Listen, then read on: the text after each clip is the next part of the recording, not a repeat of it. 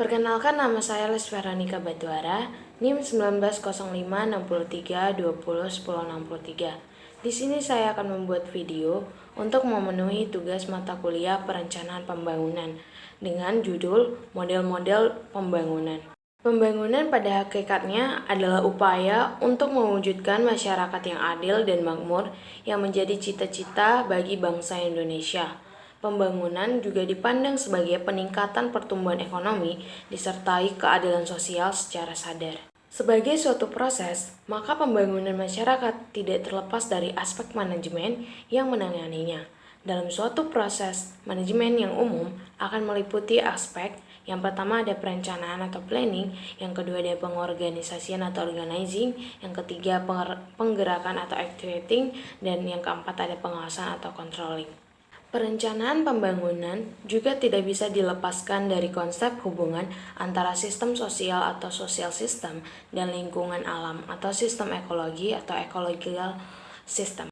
Pendekatan lokal dalam pembangunan akhirnya sangat diperlukan dengan beberapa alasan, yaitu yang pertama, adanya keanekaragaman dan kondisi daerah.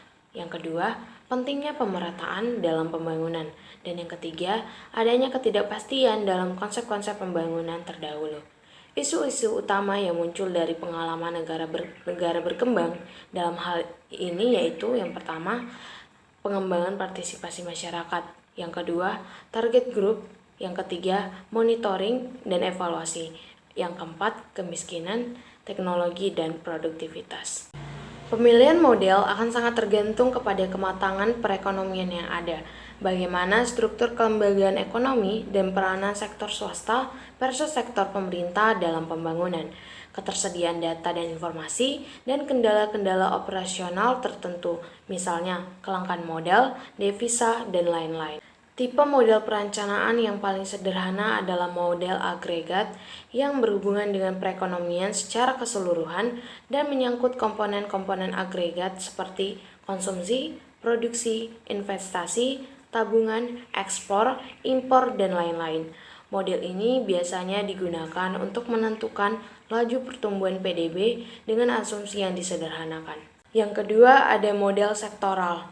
Tipe model perencanaan berikutnya adalah model sektoral, yang terdiri dari dua pendekatan utama, yaitu pembagian dalam sektor utama dan pendekatan sektor utama yang lengkap.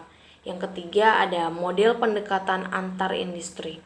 Pendekatan ketiga terhadap perencanaan dan yang paling canggih yaitu model antar industri, di mana kegiatan dari seluruh sektor ekonomi yang produktif dan saling berkaitan satu sama lain dalam konteks perangkat persamaan linear yang simultan yang menyatakan proses produksi yang spesifik dari masing-masing industri.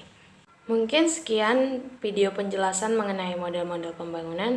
Apabila ada salah kata, mohon dimaafkan. Terima kasih.